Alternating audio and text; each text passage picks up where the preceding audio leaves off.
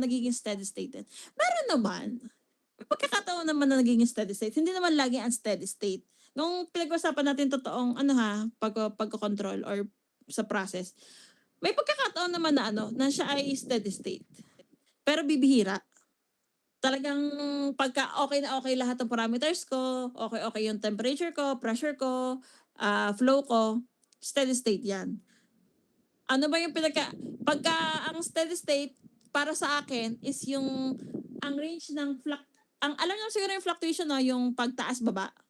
Fluctuation ng level ko is nasa less than 5%. Steady state na yon. Pero yung sasabihin niyo na for 1 hour 50%, parang hindi naman totoo yun sa sa isang chemical process plant. Okay? So, sa process dynamics, we categorize them into continuous process and batch. So, kayo, naka-experience na kayo magkaroon ng continuous processes. So, sa continuous processes, more likely talaga nandoon yung tendency or mataas yung chance na magkaroon kayo ng unsteady state condition or yung transient behavior. Kasi nga, kung ano yung pinasok nyo, tuloy-tuloy lang yan. Meron kayong mass out, tuloy-tuloy lang din yan. So, hindi nyo nakokontrol yung galaw ng in and out dun sa process nyo. Though, meron akong disclaimer, may certain process naman na hindi masyadong naapektuhan yung mass in, mass out. Katulad ng sa heat exchangers. Yung cooling medium mo, yan ay constant lang. Pero yung process fluid mo, nagbabago-bago yung temperature niya.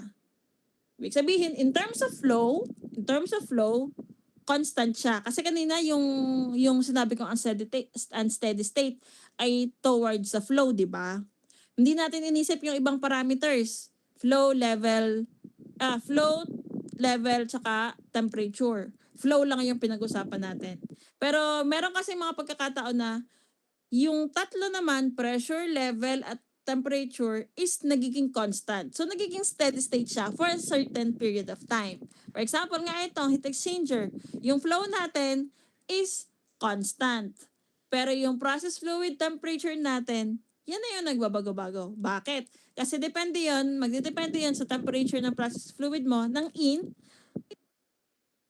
Kasi kung for example, 30 degrees yung, for example, 100 degrees to, constant yung flow ko, ng cooling medium ko na 30 degrees, and bigla na lang nag-spike yung process fluid ko, 150 degrees. Ibig sabihin, yung output ko, mas mataas din yung temperature. So, magiging directly proportional lang yung relationship nilang dalawa. Kasi yung constant na pumapasok or nagiging nakaka-heat exchange ko ay constant. Okay, so typical na may unsteady state condition dito, etong isang reactor. Kasi hindi mo nakokontrol yung anong meron sa loob niya. So, meron kang monitoring, pero yung rate of reaction niya, minsan hindi mo makokontrol. Okay? Then, combustion, a cracking furnace, and distillation column. Unlike sa batch processes, so inherently unsteady state operation din to. So, ito talaga, typically na meron ka lang nilagay sa loob, ayan, ipaprocess mo siya for a certain period of time. Wait lang nga. Meron akong pala.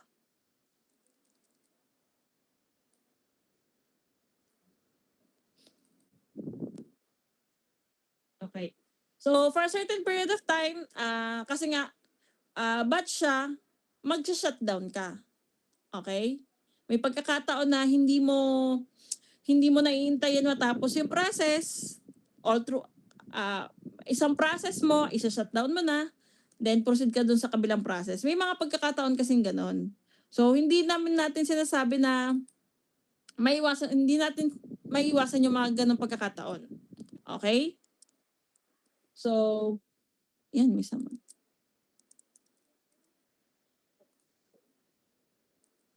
Okay. So, may hinahanap lang akong isang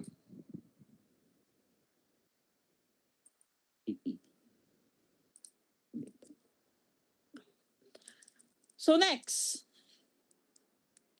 So, we're done with the process control.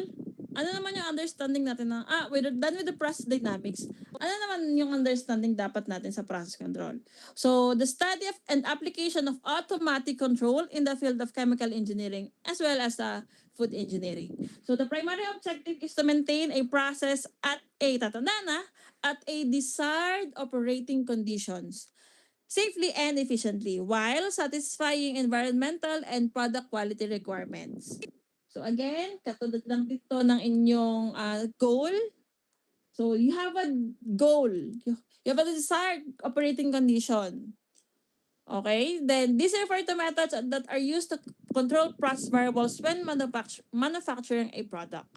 Then the primary objective of process control is to maintain, naulit lang, while satisfying environmental product, naulit lang. So, ang goal nga talaga natin dito is to have a smooth. Yun talaga yung pagka, pagka, pagka ako ay pumapasok sa school tuloy, sa trabaho, sa planta, lagi kong pinagdarasan na sana smooth yung dadatnan ko, smooth din yung oras, yung ibig sabihin smooth yung aking duty, wala akong turnover na pangit na nangyari, ganyan.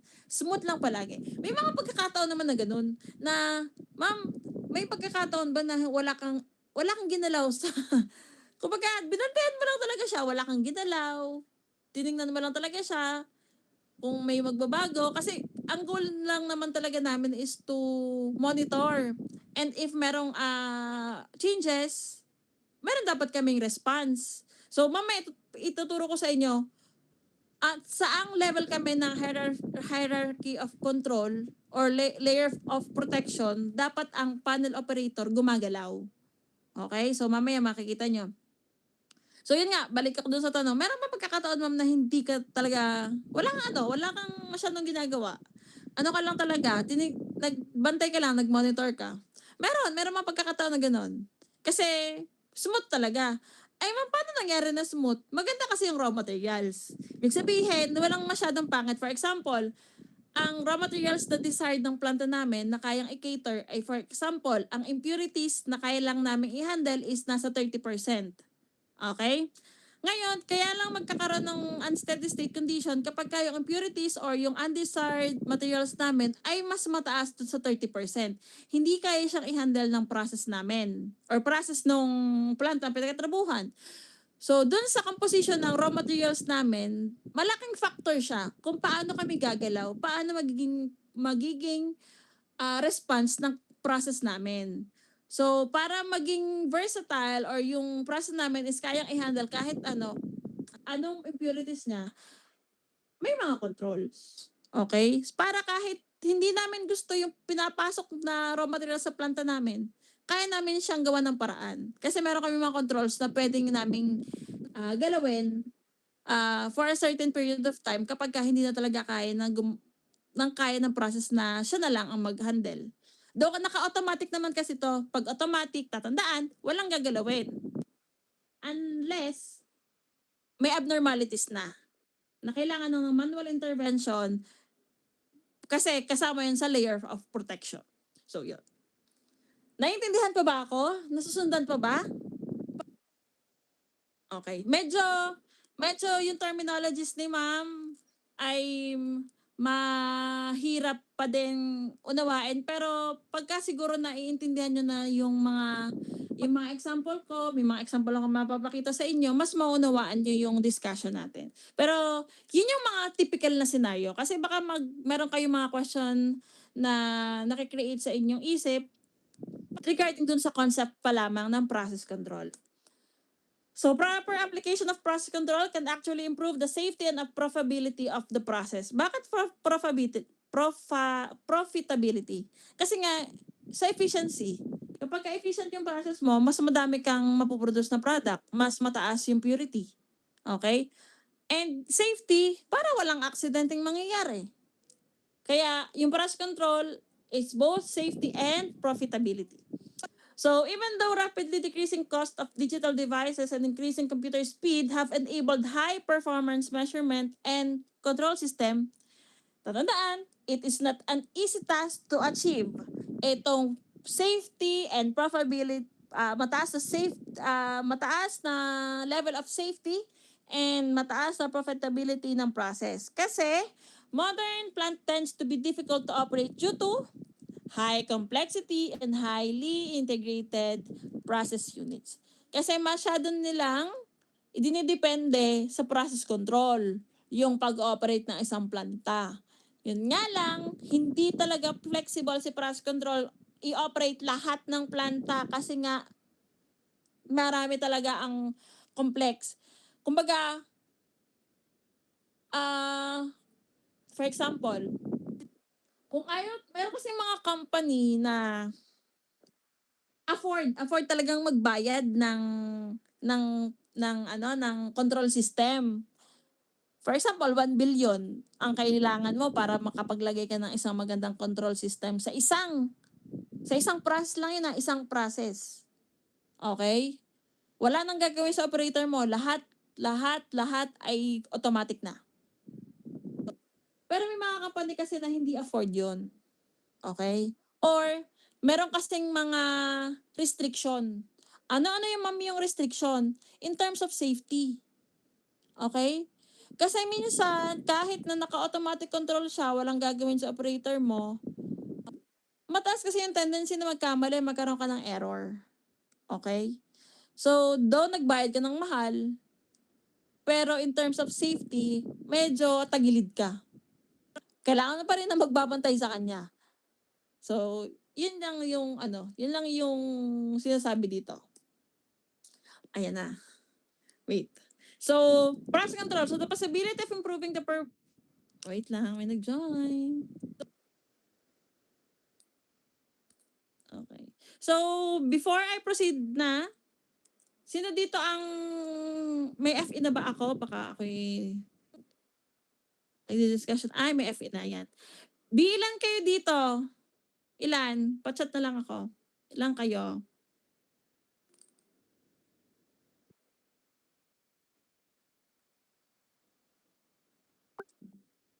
Apat lang. 5. So, nakita ko, sa Japan lilima kayo? Ah. Kasi nakita ko nung isang araw, 17 kayo, 17.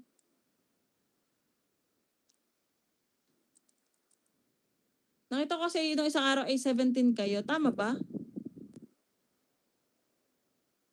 Or mali lang ako na nakita? Nag-enroll kasi kayo kay Joanne. Nung na kay Joanne kayo ay 17. Tapos pag sa akin, lilima? Sabi ko, okay. Pasok ako baka may hindi nag-enroll. Okay, sige. So, proceed tayo dito.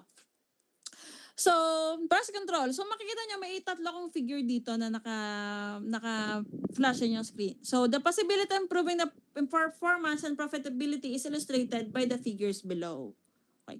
So, yung y-axis niya is yung impurity, yung x-axis niya is yung time. Then yung limit lamang ng inyong impurities ay nandun lang. Siguro hindi ko lang alam kung anong percentage to. Siguro mga 80%, mga 75%. Ito nasa ata 80%. Palagay na. So, kung mapapansin nyo, merong graph na medyo magulo. Okay? So, the figure on this first part illustrates the fluctuation, major fluctuation. On the second part is medyo konti lang yung fluctuation niya, manageable, pero malayo siya dun sa limit, kung mapapansin nyo. Na-solve mo yung problem na wala nang fluctuation, wala nang fluctuation dito. Kasi una, fluctuating talaga siya ng masyadong malalaki. Okay? Then, na-resolve mo siya, gumawa ka ng paraan para ma-resolve siya, process control. Kaso yung kanyang yung fluctuation na resolve mo pero masyadong malayo sa kanyang limit or dun sa desired mo. Okay? Mali ako ng interpretation. Stable pala siya na malayo siya dun sa limit. Okay? Ngayon, meron ka pa isang illustration dito na na-resolve mo nga yung fluctuation pero masyadong dikit dun sa limit. Okay? So in this example, the acceptable product quality requires that the impurity of the product is below palagi ha. Below kasi, kaya nga may limitation eh. Dapat di ka lalampas nun. Below the limit indicated doon sa figure nitong tatlo. However, hindi naman natin gusto na yung product natin is pure or masyadong mataas yung purity niya doon sa requirement natin. Bakit? Because pag ginawa natin na mataas yung purity doon sa, for example, ang impurity lang natin is 98.5%. Or dito, for example, 80%. Okay. And yung impurity natin is nag-beyond ng, for example, yung purity natin, wag na natin illustration na to. Bigyan ako na kayo ng example. For example, ang purity natin is desired natin is 98.5%. Okay, 98.5%. Ngayon, si 98.5% ay nakaproduce tayo ng 99.5%. Wow, ma'am, ang taas ng ano natin. Ang taas ng ating purity. Matutuwa nito si boss. Taas yung purity. Pero yung pag-produce mo kasi ng mataas na purity, yung kanyang process cost, okay? Gumamit ka ng madaming energy, gumamit ka ng madaming tubig, gumamit ng madaming utility para lang ma-produce yun. Which is, ang target lang naman natin is 98.5. Okay? Hindi siya masama. Walang may sabing masama yung pag-produce ng 99.5. Nag-exceed ka dun sa iyong purity. Pero yung kaakibat kasi nun, mataas na cost. So, saan ka tumubo? Tutubo ka pa ba dahil nakaproduce? Tutubo ka pa ba dahil, ang tanong pala, mali yung construction ko. Tutubo ka pa kaya? Kahit nakaproduce ka ng 99.5%, kung yung iyong energy cost, utility cost, production cost ay mataas din. Okay? So, doon lang tayo sa target natin.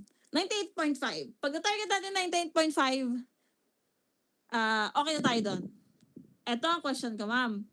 Ma'am, sa experience mo, pag naka-achieve mo ka na ng 99.5%, napapababa mo ba yan up to 98.5%? Opo naman. Napapababa pa yon. Okay? Bumababa yon. Meron ka lang, paano yung ginagawa, ma'am? Nagkakaroon ka lang ng adjustment. Okay? Anong ina-adjust mo, ma'am? Yung mga nakaka-apekto dun sa purity. Ay, ma'am, ano yung nakaka-apekto sa purity? Nanganganak yung tanong ni ma'am. Ano nakaka-apekto sa purity? Nandiyan na papasok yung temperature, pressure, flow. Okay? So, yung umiibong-ibong yon, nakaka-apekto sa purity. Okay? So, again, yung figure nyo sa left, illustrate yung situation na meron tayong fluctuation. Then, and yung quality natin is hindi ganun kaganda kasi nga fluctuating siya. Unlike dito sa dalawa na less fluctuation, pero depende kasi sa interpretation natin. Kung ako kasi ha, ito kasi dalawang figure, mako-confuse ako kung anong aking interpretation. Ano ba yung target ko? Ma-hit ko yung limit? Ano ba to? Limit na kailangan kong ma-hit? O limit na hindi ko kailangang ma-hit? Kasi kung in terms of impurity, dapat mababa lang yung purity ko. Okay? So, yan. Medyo confusing itong two pictures. Pero maganda yung process control nila kasi may less fluctuation tayo. So, yun lang yung masishare ko. So, a condition of a process ay... So, proceed na tayo sa process variable. Okay? So, process variable is a condition of the process fluid that can change the manufacturing process in some way. So, common process variables include, ito yung nakaka-apekto sa purity natin. Flow, pressure, flow, level, temperature, and composition. So, hindi lang ito yung mga process variable natin, madami. Magpo-focus tayo sa process variable sa lecture 2. Okay? So, ito yung mga ito, paano kaya ito nagmo-move? Saan kaya ito inilalagay? Paano kaya ito kaka-apekto sa process? Okay? So, types of process variable, though ito ay matatakal din natin sa lecture 2. So, the controlled variable. So, ano yung controlled variable natin? Wait lang ha, check ko lang yung ano.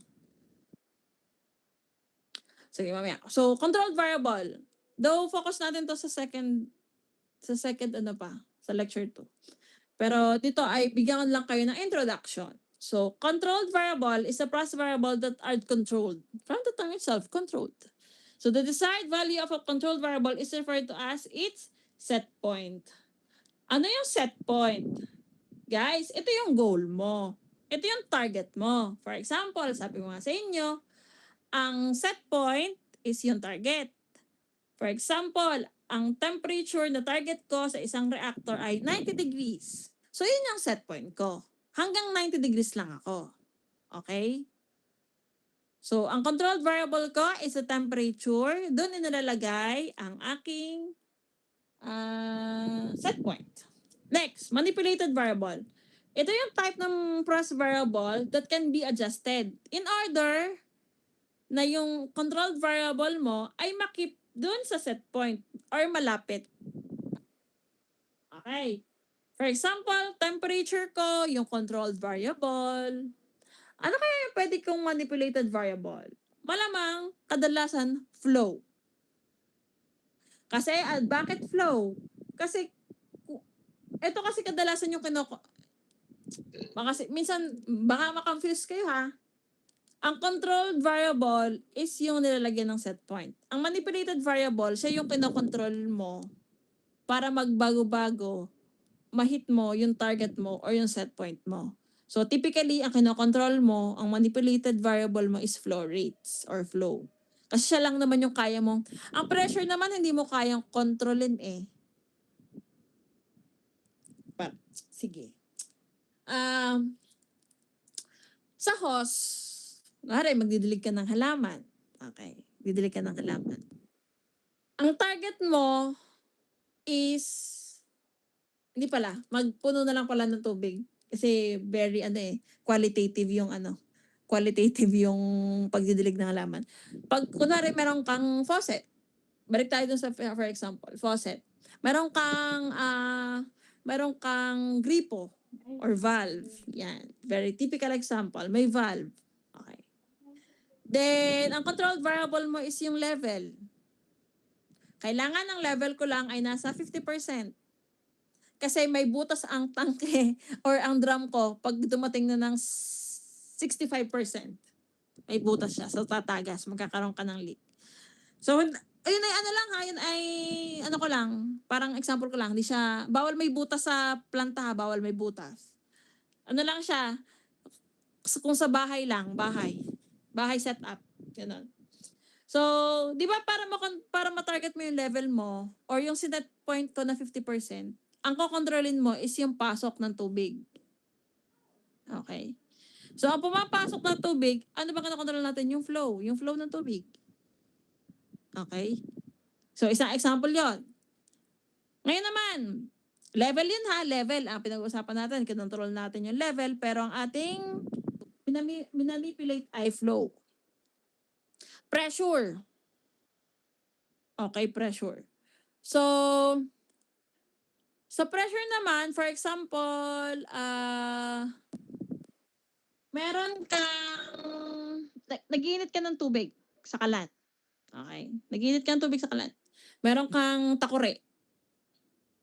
Meron kang burner. May apoy. Yung flow ng apoy mo, malakas for a certain period of time kasi nagpapakulo ka. Ngayon, yung temperature na pala. Pressure. Okay. Yung pressure ko, kasi directly proportional ang temperature sa pressure.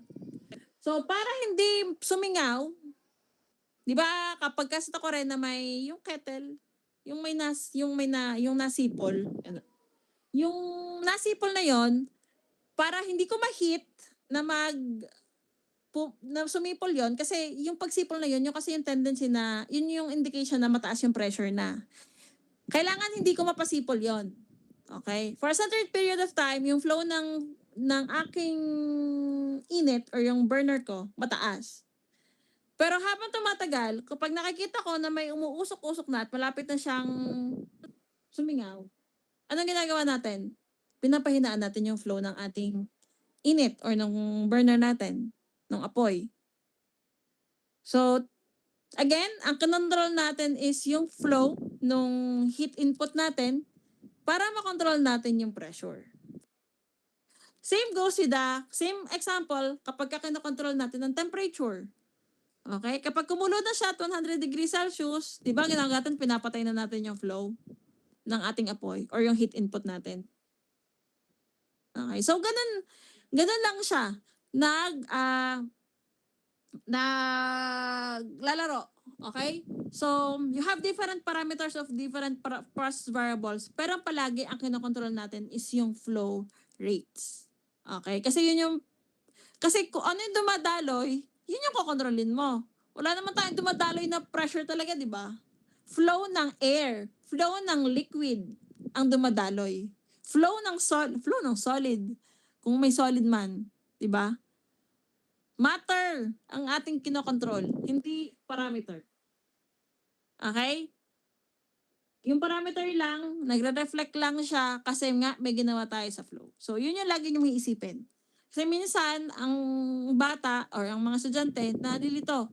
Manipulated variable ko is temperature. Hindi. Ang manipulate mo dyan is yung flow. Kaya nagre-reflect na nagbabago yung temperature mo. So, yun ha. Next, disturbance variable. So, guys, sabi ko kanina, yung goal natin is makagraduate, pero madaming disturbances. Maraming hadlang. Maraming pumipigil. So, yun yung mga disturbance variable. So, process variable that affect the controlled variables but cannot be manipulated. Kasi hindi mo yan inaasahan. Hindi mo siya pwedeng pakialaman. Kasi kung anong gusto niya mangyari sa process mo at a certain period of time, ina-anticipate mo lang siya. Pero hindi mo siya alam kung kailan darating. Okay? Hindi mo siya pwedeng kontrolin. Pero malaking factor siya kapag napunta siya dun sa process mo or dun sa goal mo. Okay? So, disturbances generally are related to changes in operating environment of the process. So, naintindihan? Anong pinagkaiba-iba nitong tatlo? Controlled, manipulated, and disturbance. So, yan. Since na-explain ko, ang very light, nakita niyo yung next screen ko kanina, pero finalash ko naman pabalik. So, palagay nyo, ano kaya ang controlled variable dito?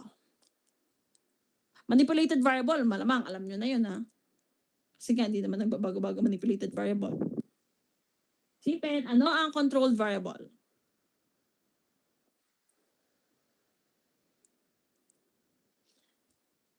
And kung manipulated variable ay flow, anong klaseng flow yung kailangan nyong i-manipulate?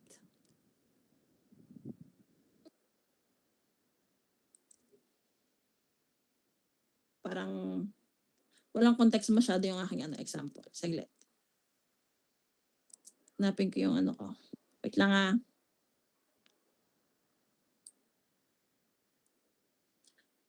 Process control. Tipin niyo muna. Okay, disturbance variable. Habang hinahanap ko yung aking context ng aking question na yan. Wala kasing context ngayon question ko.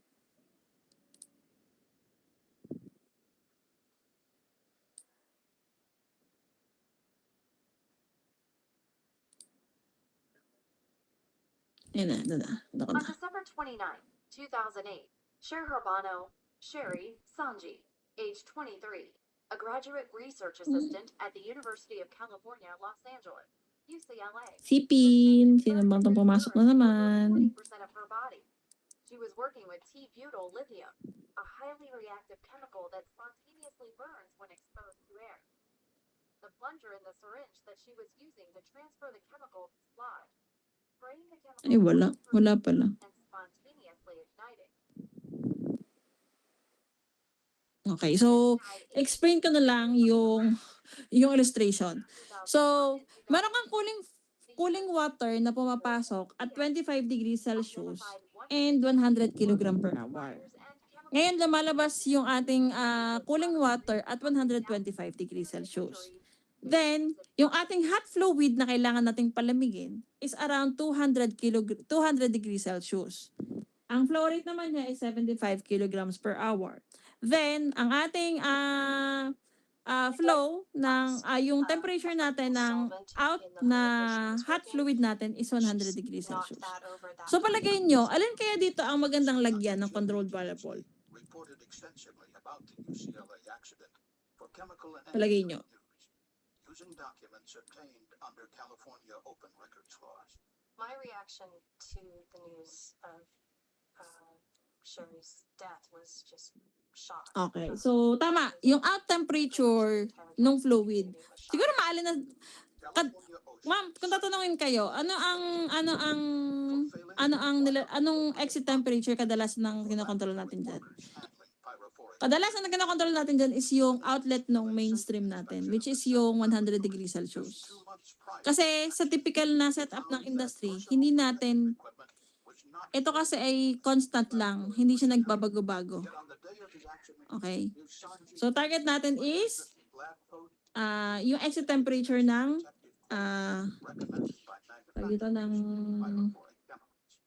Dr. flow ng hot fluid.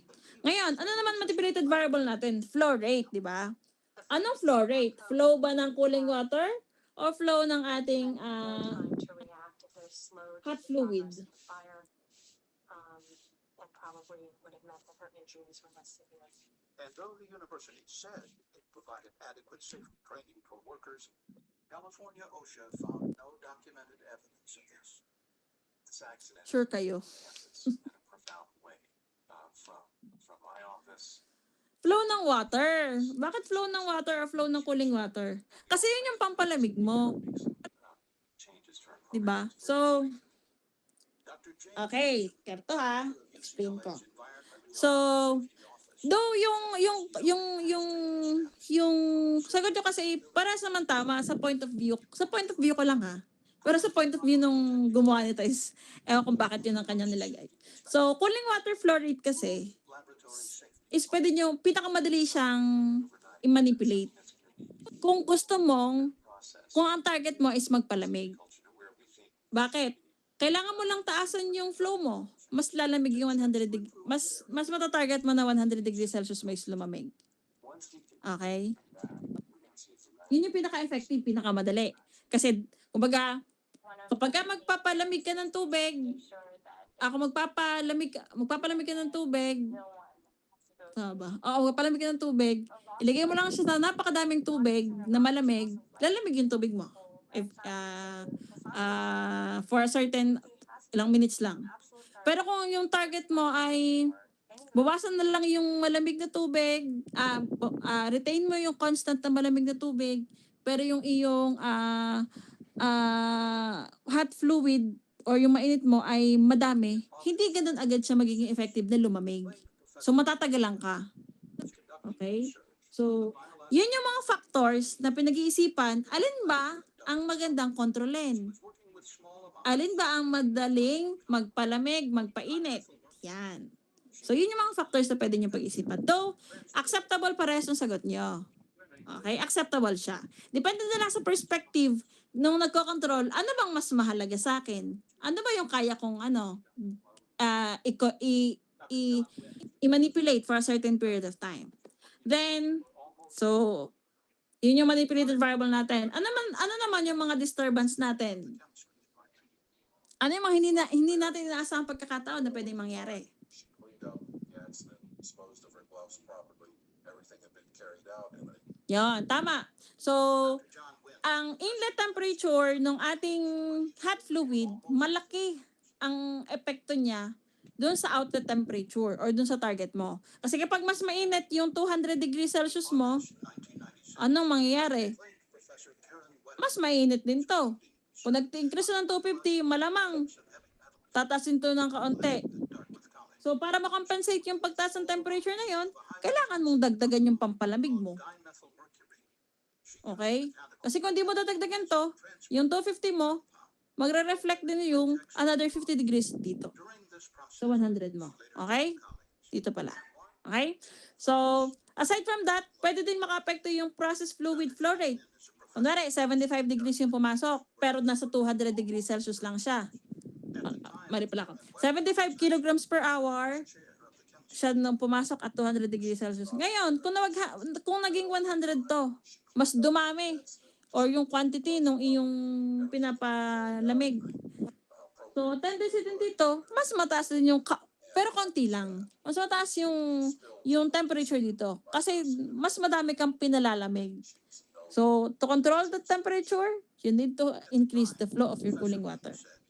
No one in the department So, setup na yun dito ha. could see through the latex rubber gloves worn by professionals. Pero, pag yung But 5 months magbabago-bago lang ang iyong controlled manipulated disturbance variable. Depende kung alin yung, as her balance for example, ang gusto kong controlled variable, ay, yun lang naman typical exit temperature. Yung manipulated variable ko, gusto ko is yung hot fluid na lang. Constant ito. died June 19. Pwede yun. Pwedeng ang maging I think manipulated variable ko dito ay only that it inlet. was there Or hindi pala, outlet. capable research, Bakit? but to find Bakit yun din yung aking manipulated variable? Yung outlet na temperature. Yung outlet flow ng ano. Kasi, death was just ang heat exchangers kasi, typically, ang kanyang mode of operation is nakadepende sa residence time. Advised the use of Gano'ng katagal mo siyang i-retain dito sa loob? Professor Wynn says the tragedy Okay? at the university So, kung ito ay constant, na pumapasok, lumalabas, and may target ka naman ng 100 degrees Celsius, pwede kasing ipitin mo or i-target mo na mas patagalin siya sa loob. Kasi, kapag tagal niya sa loob, in the sense that pag contact niya ng matagal, din dun sa cooling water, na yung cooling water mo naman, ay talagang lumalabas, mapasok lang. such Okay? So, yung residence time ng iyong process fluid na ito, or yung hot fluid mo, its terms pag tumagal siya, mataas din yung tendency na lalamig siya. Mahihit mo din yung 100 degrees Celsius. Kaya pwede din na nasa outlet ng process fluid. Depende na nga lang talaga yon sa perspective nung nagawa ng design. Okay? So, hindi naman restricted na kapag heat exchanger lang yung nasa cooling water, hindi po. Pwede din siya nasa outlet ng heat exchanger ng process fluid. Depende lang talaga. Okay? So again, ang nagmamanipulate sa Shell and Tube heat exchanger ay residence time. Kung gaano katagal siya sa loob, parehas to ha. Parehas. Kasi yung residence time ng cooling water malamang dito ay medyo matagal. Unlike dito sa process fluid na medyo madali. Texas Tech University. Yan. So let's proceed na sa example. Funded by the U.S. Department of CSTR. Security. Okay? Steered Tank Blending System. So, ang objective daw nito, kung mababasa nyo sa right ng inyong screen, so the control objective is to blend the two inlet streams. You have your A, mixture ng A at B, and you have your pure A. To produce an outlet stream that has the desired composition. So, ito yung outlet mo. Stream 1 is the mixture of two chemical species, which is yung mixture A and B. And we assume that its mass flow rate will be W sub 1. Okay? So, we assume that its mass flow rate W sub 1 is constant. So, hindi daw nagbabago to. Kasi wala naman ting control valve. So, retain lang siya. But the mass fraction of A, X sub 1, so ang mass fraction ng A is X sub 1, varies with time. Stream 2 consists of pure A. Thus, X sub 2 is equivalent to 1. Kasi yung fraction nga dito ng mixture is yung X is towards sa A. Ngayon, kung X na is A, ang X2 mo is 1, ang X2 mo is pure, so magiging X2 mo ay 1. So, ang flow rate naman, you have controlled W sub 2. So, there will be manipulated variable na control valve. So the mass fraction of A in the X stream is denoted by X and the desired value set point, which is denoted by XSP. Again, hindi ko na babasahin. Ipapalawanag ko ulit ng isa pa. So you have your two mixtures na pumapasok. Isa ay hindi pure, isa ay pure. So yung ibig sabihin ng X dito lamang is yung fraction ng A component. So dito, sa pure A, since ang sabi natin pure A siya, so ang X component natin is equivalent to 100%.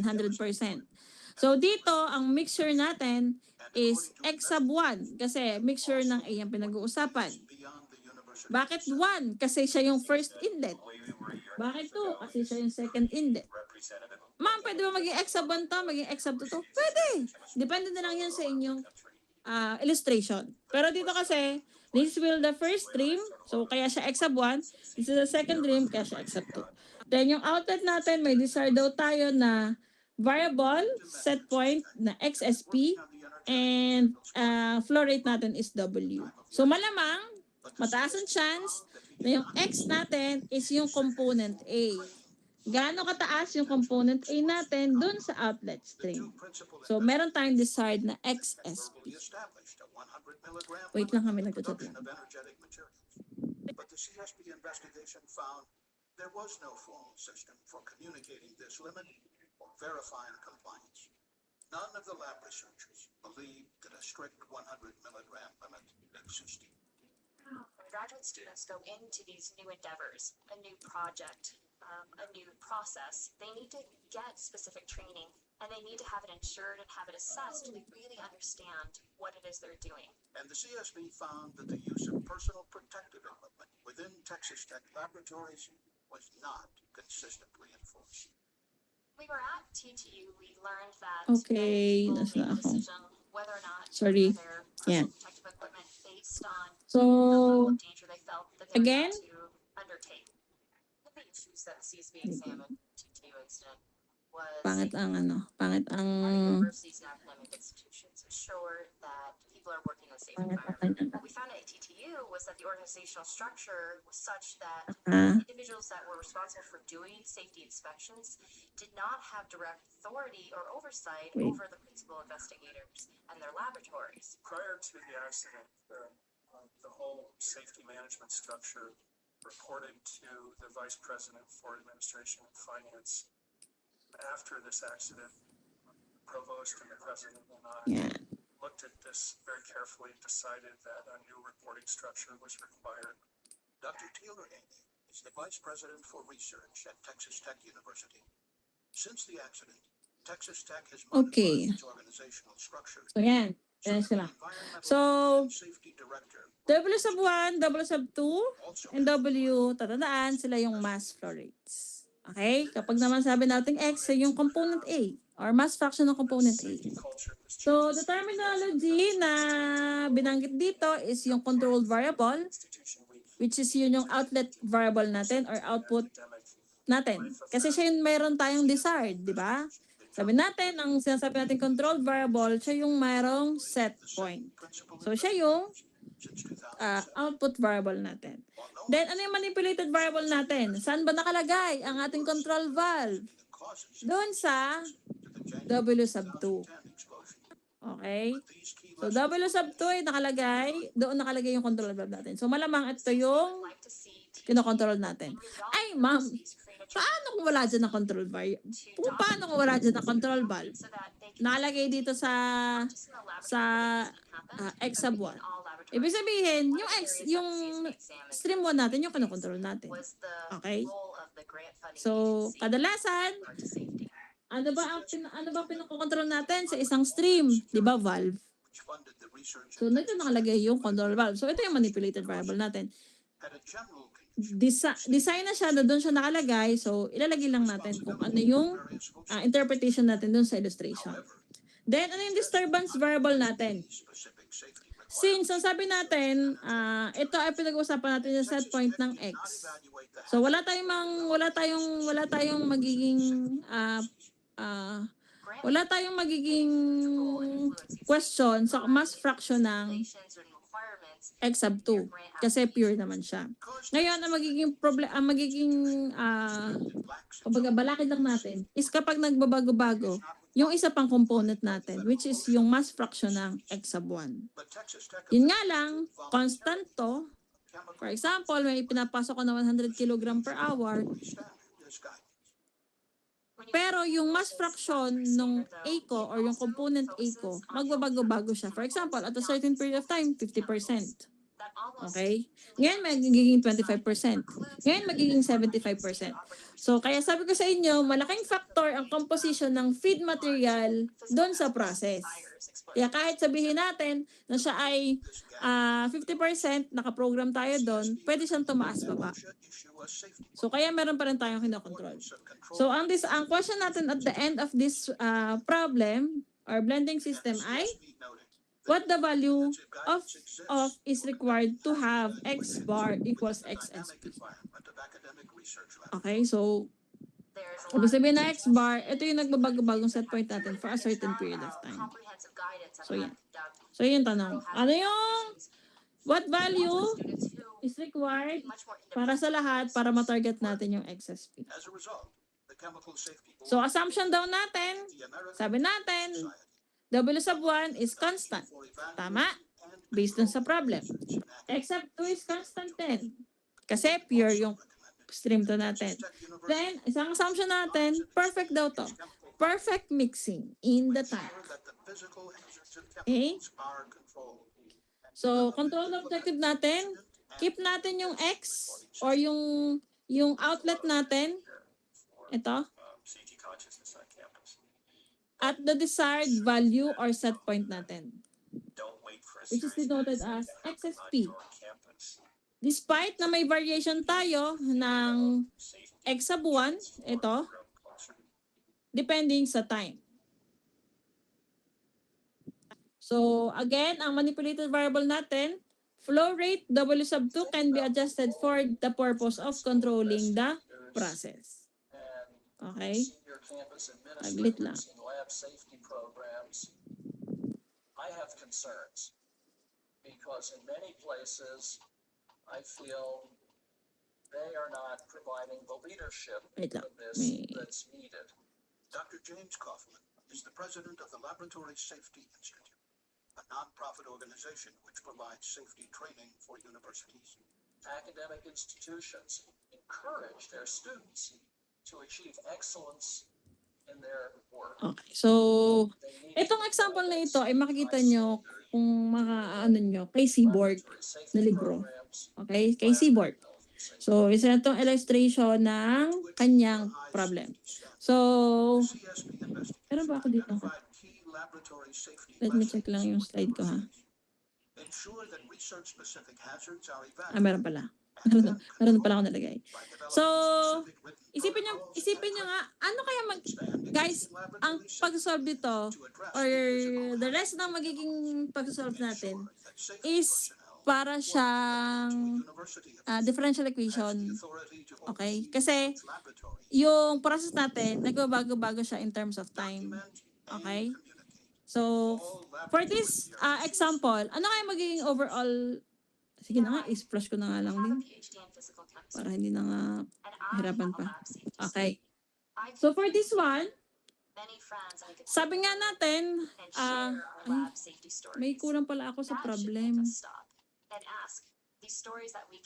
Ito pala, ang design question pala natin is, what value ng W sub 2, ito, is required to achieve natin yung set point natin doon sa outlet natin. So, ang hinahanap natin is value ng W sub 2. Kaya pagdating dito, yan.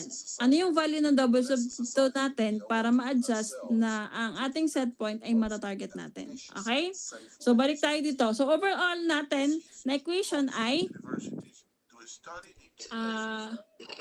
we have mass in W sub 1, mass in W sub 2 equals W. Okay? Kaya naka-bar kasi naka in terms of time. So, yan yung steady state natin. Diba? Mass in will go out. Mass in, mass out. Okay?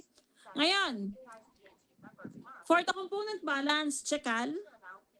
So for the component balance ng A, so we have x sub 1, i-multiply sa w sub 1. W sub 2, i-multiply sa w sub 2. And yung x, i-multiply sa w.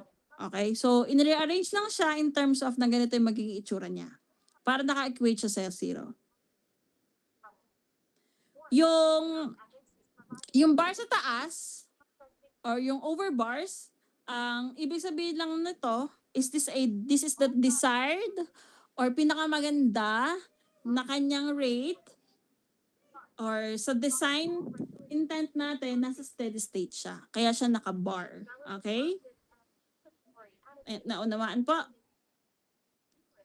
So,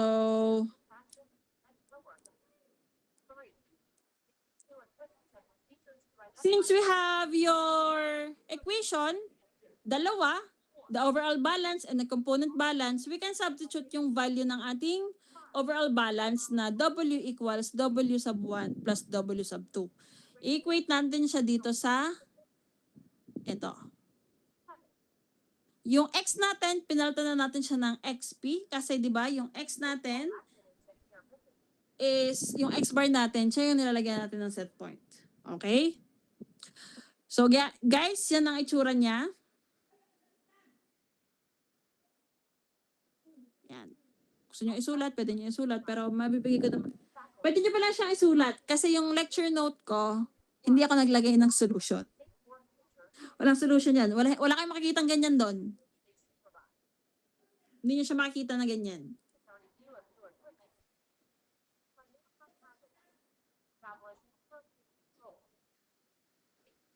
Okay? So, simplify pa natin to. Okay? So, to simplify this one, magiging W sub 1 times XSP minus X sub 1 minus 1 minus XSP. Ma'am, nasan yung X sub 2? Ito na siya. Yung 1. Okay? Kasi di ba equivalent naman yung X sub 2 natin sa 1. So, ini-arrange lang natin siya in terms of, kasi ang target natin ay W sub 2 yung kukunin natin. So, makukuha natin yung value ng W sub 2 natin kapag meron tayong flow rate ng ating stream 1. Then, you have your mass fraction ng X sub 1 and your desired XSP or yung desired nating output.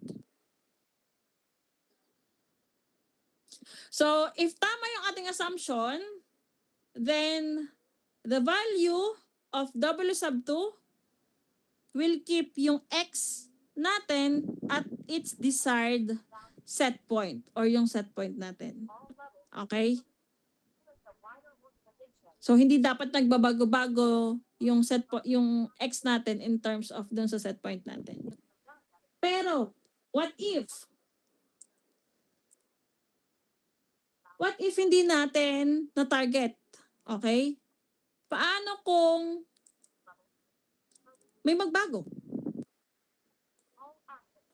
So, these are the design equation for this blending system illustration.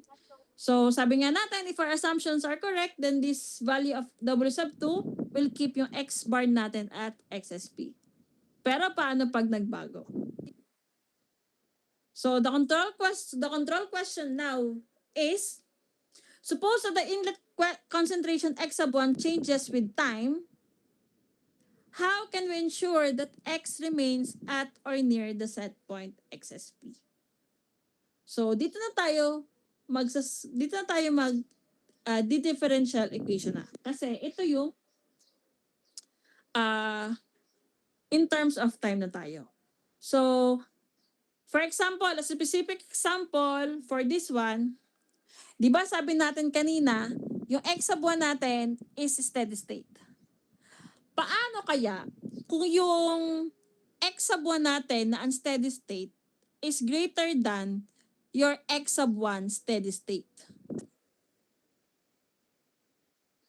Okay? Or paano kaya kung yung W sub 1 natin mas malaki sa W sub sub 1 natin na steady state. So there's a lot of question, there's a lot of possibility na pwedeng mangyari. Okay? So kaya meron tayong tinatawag na possible control strategies. Kasi for a certain period of time, hindi mo naman alam kung alin talaga ang meron, o alin ang mas malaki, mas maliit, o lumaki ba yung composition ng A mo, o lumiit ba yung flow rate ng stream 1 mo.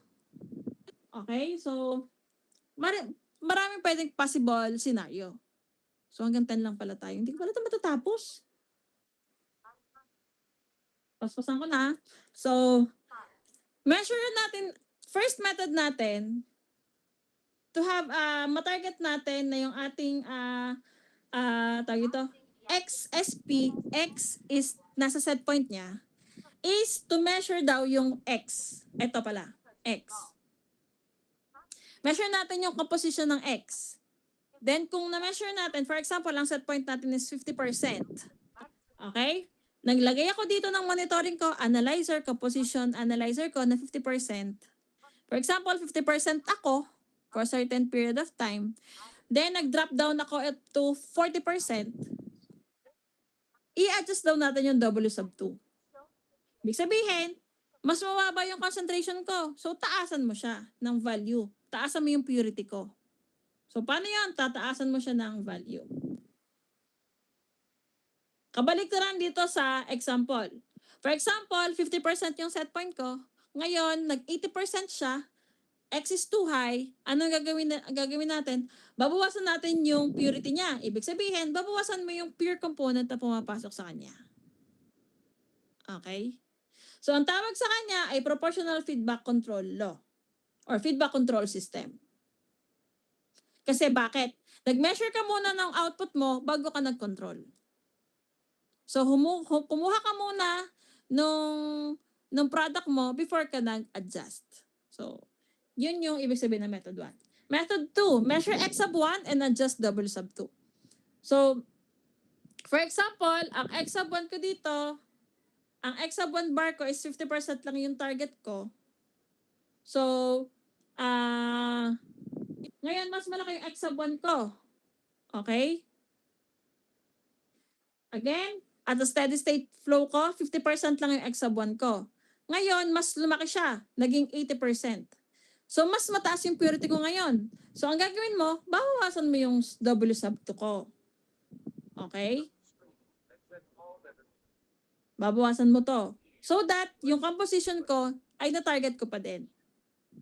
Ngayon, kung kabaliktaran naman niya, huwag niyo na ito masyadong intindihin. Mas malilito kayo dito. Mas bumaba yung aking mas bumaba yung X sub 1 composition ko. Nag-below 50% dito. So, kung below 50% siya dito, i-compensate ko yung component A ko. So, ang gagawin nito, dadamihan ko to para ma-compensate yung nabawas na composition dito na less than 50%. Okay? Para ma-target ko pa din yung aking XSP dito. Okay? So, yan yung ibig sabihin nito. Next, multiple measurement. So, measure mo daw yung X sub 1, X, then adjust yung W sub 2. So, ito ay more likely ay combination control system. Kasi kailangan mong i-compare yung value mo nito, saka mag-a-adjust to. So, same lang din siya ng function ng method 1 and method 2. Yun nga lang, medyo complex. Kasi two components is measured at the same time to produce or adjust a certain flow rate doon sa system mo. Method 4. So, pinakamadali, use a larger tank. Pero hindi siya cost-effective. Okay? Hindi siya cost-effective. Kaya hindi siya pinaka-typical lang ginagamit. So, if a larger tank is used, fluctuation in X sub 1 will tend to be dumped out due to the larger capacitance of the tank contents. However, a larger tank means an increased capital cost. So, yun yung downside niya. Okay? So, classification of control strategies. So, you have this table.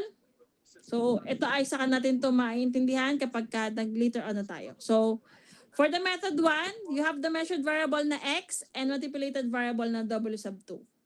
Hindi nagbabago-bago yung manipulated variable natin ha. Yung measured variable natin ang nagbabago-bago. Again, measured variable, controlled variable, magkaiba siya. Measured variable, dun tayo kumukuha ng kanyang measurement, ano yung kanyang monitoring. Controlled variable, yun yung target natin. Okay? Ay, feedback control. So, feedback control, distinguish... Parang na-discuss na din to. Na-discuss pala to. So, distinguishing features measure the controlled variable. Okay? So, pag feedback, kung mapapansin nyo, method 1 to. Yung X or yung XSP, yung ating measure. So, feedback, kinuha muna yung kanyang outlet before ka nag-adjust. So, it is important to make a distinction between the negative feedback and positive feedback. Ano yung advantage ng feedback? Corrective action is taken regardless of the source of the disturbance. Ibig sabihin, ibig sabihin, kahit nagkaroon ka ng disturbances, hindi na siya magiging malaking factor kasi outlet na yung kinuha mo. Okay?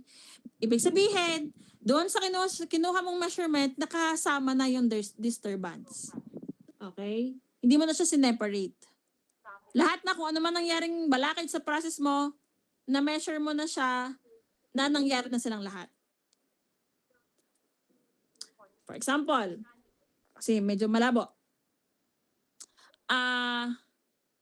Nagluluto ako ng sinigang. Okay, sinigang yan. Nilagay ko na lahat-lahat ng timpla, ganyan-ganyan. Ngayon yung anak ko naglagay ng extra bitchin. So ako, i-measure ko na siya gamit ng pagtikim. So yung disturbance yung pagtikim is type of monitoring measurement. So yung nangyari na sa kanyang disturbance, nakahalo na lahat before ko tikman. So yun ang example ng isang feedback. Nangyari na sa kanya lahat ng balakid, nangyari na kung anong disturbance na pumasok, bago ako kumuha ng measurement. Okay? So, yan.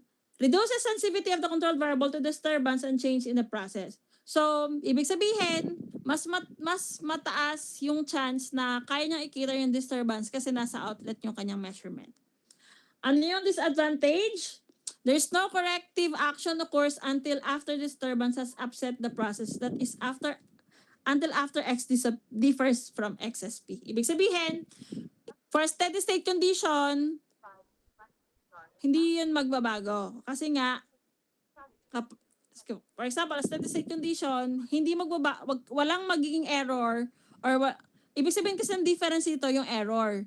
Error ni X doon sa XSP. Yung X, yun yung outlet natin, yung XSP yung desired natin. Yung error na yon, 0 yon kapag ka steady state. Ngayon, kapag ka nagkaroon ka ng disturbance, tataas yon yung error na yon. Okay? So, yun yung sinasabi dito na wala tayong magiging corrective action, magiging steady state yung condition natin, and not unless meron tayong disturbance na makakapag-upset at magkakaroon ng error dun sa ating set point. Then, very oscillating response or event instability. So, medyo ito ay fluctuating kasi nakadepende ka sa outlet. So, kasi yung outlet natin naapektuhan ng disturbance. Feed forward. So, ang feed forward naman natin, ang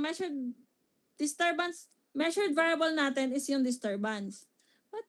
Wait lang ha. Nawala yung mga ano ko. Nawala yung, nung sinave ko siya, hindi na nag-save yung ano.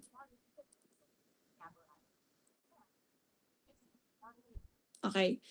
So, kapag ka feed forward, ang measured variable natin dito is yung disturbance variable. Ang disturbance variable natin is X sub 1. Okay? So, method 2 to. So, anong advantage niya? Correct for disturbance before it upsets the process. Ibig sabihin, inayos mo muna siya before ka nag-proceed sa process. Ibig sabihin, kinorek mo na siya. Yung X sub 1 ko, for example, kanina, 50%, biglang bumaba, Ibig sabihin, lalagyan ko na siya ng marami na pure substance A para hindi na siya makaka-apekto dun sa X ko or sa XSP ko. Hindi na magkakaroon ng error. So again, pag feed forward, kinater mo na, parang ang tawag dun, nakalimutan ko yung term. Parang nag-predict ka na may mag-disturb sa kanya, gumawa ka na agad ng action. Okay? So, anong disadvantage ito? Must be able to measure yung disturbance and no corrective action for unmeasured disturbances. So, for example, may iba ka pang disturbance na nangyari sa system mo, hindi mo na siya ma-incorporate kasi ang measured mo is yung disturbance variable mo. Paano kung meron ka pang another disturbance? Disturbance 1, 2, 3, 4, 5. So, hindi mo na siya makikita. Okay? So, yun yung isang disadvantage ng feed forward. Nakafocus ka lang sa isang disturbance. So, hierarchy of process controls activities. So, you have pataas to, process, then dapat less than 1 second, you have your measurement and actuation na. Again, you have your safety and environment and equipment protection. Then you have regulatory control, second to minutes yung action nito. Multivariable and constraint control, minutes to hours yung action nito. And kapag real-time optimization, modification, hours to days. And kapag planning and scheduling, days to months. So, pinakamabilis ang measure and actuation. So, explain natin isa-isa. So, measurement and actuation, ito yung may mga measurement devices tayo and actuation equipment. Ano yung actuation equipment natin? Ito pong control valve. Ano yung measurement devices natin? Ito pong sensors and transmitter. So guys, ang sensor or transmitter ay isang type ng measurement device or ibig sabihin, measured variable, yan. Doon dapat nakalagay ang transmitter. Kung saan nakalagay ang measured variable, doon nakalagay ang transmitter. Okay? Ano naman tong FIC na nakikita nyo? Para lang tong programmer calculator. Ito yung nagko-compute ng error. Okay? Then, manipulated variable, ito po yung controlled valve o yung actuation equipment natin. So, siya yung nagko-control. Siya yung nagmamanipulate ng flow. So, kung ano man yung manamanipulate niya, nakaka-apekto dun sa transmitter. Ibig sabihin, yung controlled variable natin, siya din dapat yung tawag dun sa control valve natin. Okay? Safety and environmental equipment protection. So these levels plays a critical role by ensuring that the process is operating safely and satisfies environmental regulations. So naturuan kayo sa, hindi ko lang tanda kung anong subject yung nagturo sa inyo ng regarding sa environmental regulation, paano mag-dispose ng tama. Okay? Process safety relies on principle of multi-layer protection, multiple protection layers. Okay? So, bilang process safety dati, medyo kami dito, uzi sa process control.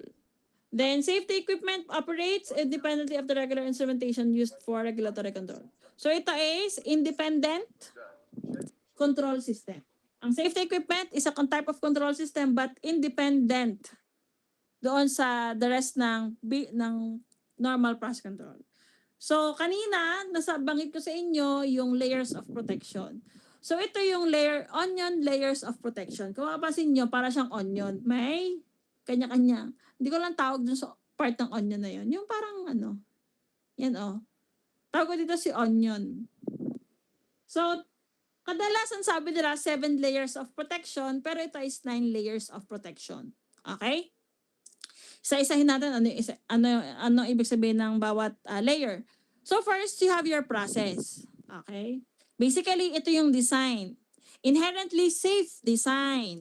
Okay?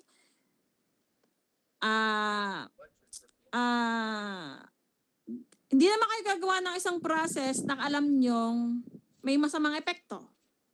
Okay? So, kaya kayo may design phase. Dapat inherently design. Wala kayong dapat gawin na any extra movement para maging safe siya. So, typically, dapat safe. Next, basic process control.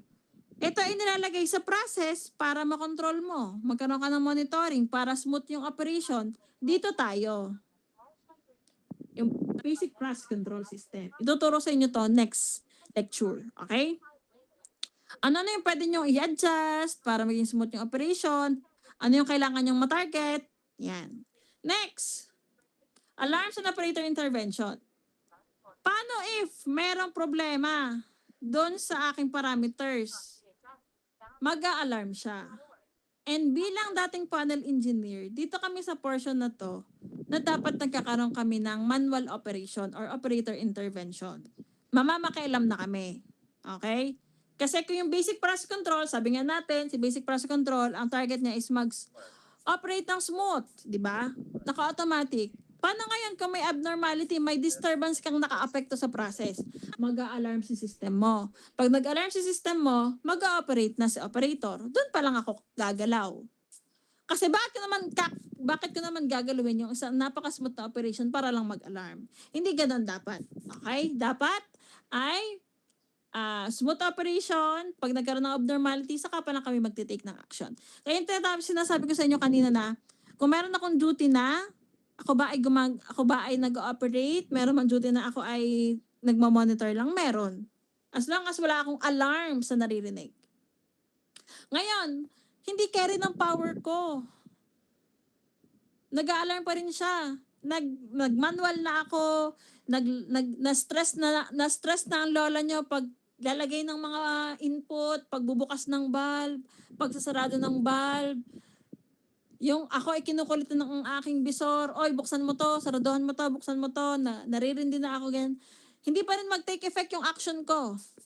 Anong mangyayari? Mag-activate na yung independent safety equipment ko or safety instrumented system ko. So siya, walang nagmamando sa kanya. Ang mag-ooperate sa kanya ay system din kung saan nakalagay doon na kapag ka nag-exceed ako sa limit mo, system, oy, limit ko, ito lang, magsasarado ka. Magsa-shutdown ka. Pag dumating sa point na yon, baliwala na ako. Hindi na ako makakapag-operate. Kasi na-override na ako. Yan ang tamang term. Na-override na ako ni safety instrumented system. Siya na yung nag-function, hindi na itong basic process control. So typically, dalawa yung naka-install na. Tandaan, kapag kayo nagkagawa ng PNID, dalawa yung naka-install. Isang basic process control at saka isang safety instrumented system. Okay? Magte-take over si safety instrumented system kapag may abnormalities or too much disturbance na sa process. Ngayon, hindi pa rin ako na-cater, hindi pa rin nakaya ni instrumentation ang disturbance. Tumaas pa rin, nagkaroon pa rin ng kung ano-anong nangyari na sa process ko, nag-fluctuate na lahat ng aking system, lahat ng aking area. Doon na papasok yung physical protection. Ano yung mga physical protection? Relief devices. Ano yung mga relief devices? Mga PSB. Kasi kadalasan naman, ang mga abnormalities, pinakamataas na matindi niyang maapektuhan is yung pressure. Okay? So, pag tumasa yung pressure, wala kang magagawa kundi mag-relief. Katulad na pag pagka nag-init ka ng takore, yung pressure ko tataas, papasingaw ka. Ganun din yun. Papasingaw ka. Para ma-relieve yung init mo sa loob, yung taas ng pressure mo sa loob. Okay? Ngayon, physical containment, if nag-overflow, tumagas, ganon, di ba? Kaya nga kayo kapag pagka sa banyo, di ba? Yung tiles ng banyo, merong parang angat na konti. Hindi naman siya directly palabas, di ba? Meron siyang angat na layer para hindi lumabas yung tubig papunta dun sa labas ng banyo. Para yun yung containment bands. Pero in a perspective na medyo mataas siya, na kaya niyang i-cater yung laman ng isang buong tangke, isang buong column, pagka tumagas. And lastly, kapag ka nagkaroon ka ng leak, may tumatagas, katulad ng sa hose, may tumatagas ng tubig, mayroon kang fire and gas system na magde-detect para siyang mga smoke detectors. Pero ang smoke detectors pang indoor lang. Itong gas system pang labas. Kapag may na-detect siya na gas na nagre-release, mag-a-alarm din siya. Okay? Pag nag-alarm siya, meron tayong mga safety equipment device sa labas. Like fire extinguisher, fire monitors, ano ba? Ano nga yun? Fire hydrants, yan, deload system, na magpipigil ng fire. Ngayon, kung talagang nag-proceed na siya sa fire, you need the plant emergency response. Ito na yung ERT or yung parang special team na magsusuppress ng fire or ng gas release. And if hindi na kinaya ng in-house plant emergency team, hihingi na tayo ng tulong sa labas. So sa municipal or city community emergency response. So yung kanilang mga fire trucks pupunta na doon sa planta nyo para tumulong. So malinaw to. So there's these layers na kailangan niyang pagdaanan before siya maging catastrophic or kahiyahiyang event para sa planta. Naiintindihan? Naunawaan? Okay. Tatandaan to ha. Kadalasan, isinasama ko to sa exam. Okay? So, regulatory control. So, successful operation of process requires that key process variables such as ano yung FLTP, flow, level, pressure, and temperature, and composition be operated at close to their set points. Okay? So, sila lang naman yung kinokontrol mo. Sila lang yung process variable mo. So, achieved by applying standard feedback and feed-forward control technique. So, ito yung type ng mga control. Next, ano yung mga multivariable and constraint control? So, there are two distinguishing characteristics. So, you have the significant interaction occur among key process variables and inequality constraint exists for manipulated and controlled variables. So, medyo binamadali ako na. Real-time optimization, you have your optimum operating condition. Dapat, laging ganon. For a plant are determined as a part of the process design. So, yun ay eventually dapat na pag-usapan nyo na prior. Okay? Or doon sa design phase pa lang. But during plant operation, itong optimum condition change frequently. Hindi mo ma-achieve. Owing to changes in equipment availability, process disturbance, and economic condition. So, a lot of your disturbances is pwedeng mangyayari during normal operation. So, it can be very profitable to calculate, to recalculate, and optimum operating conditions on a regular basis. So, ito ang mga trabaho ng process engineers. Kasi kailangan talaga efficient, optimize, cost-effective yung ating process. So, yung RTO calculation are based on steady-state model of the plant and economic data such as cost and product values. So, typically, objective nito is to minimize operating cost or maximize the operating profit. So, yun. Para sa smooth operation, stable, safety. Then, last is planning and scheduling. Highest level of the process control hierarchy, ito supposedly yung mga hindi kayang i-cater ng optimization problems. Katulad ng mga maintenance problem, reliability problems. So, dito siya. Kailangan mo siya i-plan and schedule to the point na hindi makaka-apekto dun sa running plant. So, control system design, we have two. One is yung traditional approach. So the control strategy and control system hardware are selected based on knowledge of the process, experience, and insight. So typically, yung control system natin, kayo yung gagawa. Sa isang process, kayo yung maglalagay ng control system. Ano yung magiging basis nyo doon? Ano yung alam nyo sa process? Experience-wise, wala. So mag-research kayo. Okay? Next, model-based approach. So this is a dynamic model of the process. It's first developed that can be helpful in at least 3 ways. First, the basis of model-based control design methods, model of control law, model for computer simulation to evaluate alternative control strategies and control system. So ito, kailangan nyo munang mag-simulate. So simulate nyo muna siya kung effective ba yung inyong control system. If hindi, adjust kayo. So effective to para sa mga marunong na ng simulation. So, ito yung model-based approach. So, you have your formulative control objectives. Okay? So, para saan ba yung inyong control? Ano yung ginagawa niya? Then, develop your process model. Ito ba yung feedback control loop nyo? Okay? Feed forward. So, magkaakibat na itong dalawa. Then, ano yung hardware? Field bus? Analog? Yan. Install control system. Kung ano yung nabili nyo, ilalagay nyo na sa system. Then, itutuning nyo na or iti-test. Control loop test. Then, magkakontrol na siya. Okay? So, that's all pala. Last na pala yun. Okay, so we're done with lecture 1. Now, let's proceed to lecture. Charot. Ayoko na. Pagod na ako magsalita. Okay, so I hope sana may natutunan kayo for today. And introduction pa lamang to. Kung ano man yung jargon na banggit ko sa inyo, mas lalalim pa yan as our topic goes on pa. Okay? So, I'll check your schedule. Wait lang ha, check ko yung schedule nyo. Kasi ang target ko sa isang lecture na lang, para sabay talaga kayo. Okay?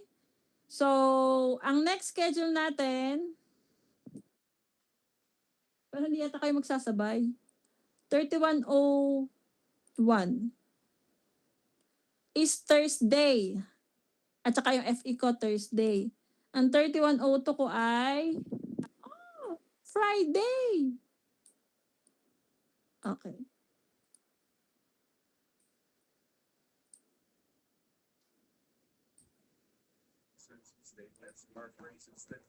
Ah, 3102. Hello. Hello po.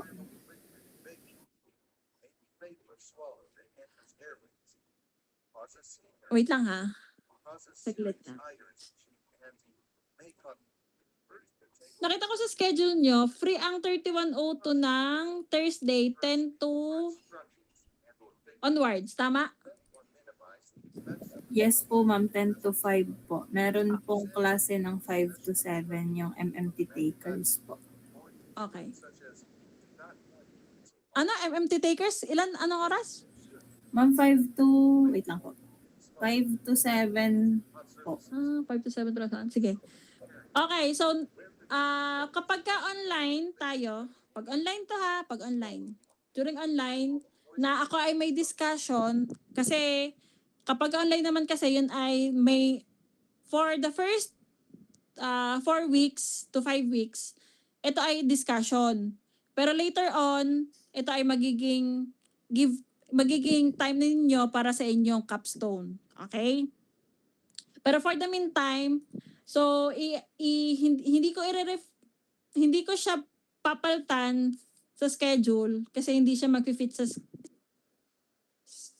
schedule ko kasi may class. Asan mo na yung schedule ko? Wait lang. Bakit naman ako yung may klase? Ka-adjust ko. Ako yung may klase. Okay. Okay. Sige. So, adjust ko na lang yung klase natin. Ay, sige. Since may klase, 10 to 1 on Thursday. 10 to 1 on Thursday. Para mag-fit si O1, si O2 ng sabay. Then Friday, hindi ko na imi-meet ang O2. Kasi nakapag-meet na ako ng Thursday. Okay? Okay lang ba? O, sige. So nakita ko kasi mag-fit siya. So ito ay for lecture purposes lang. Pero kapag may pagagawa kami ni Joanne sa inyo, hiwalay pa rin talaga siya. Okay. Yes. Yes, O1 link pa din. Ano na lang ako? Sige, kasi kaya ko pinapagamit ang O1 link, ganyan. Baka kasi tanungin niyo ako, ma'am, bakit hindi na lang tayo gumawa ng sariling link, ganun? Kasi baka magbisita kunwari, may mga bisita sa mga online week, makikisit na mga program chair, chinecheck kung nagle-lesson talaga, or mga depth chair, na kung nagtuturo talaga kami on that period of time, yun. Kaya, O1, kung ano yung time na slot na yun, yun yung ginagamit ko. Okay? Kaya medyo hassle nga lang din na lagi akong admit. Okay? So, yan. So, question pa? Merong question? Okay. So, Thursday will be our second lecture, lecture 2. Hindi naman siguro magiging 3 hours yon. Sana hindi. Okay? So, pag baka siguro magiging 10 to 12 lang. Question?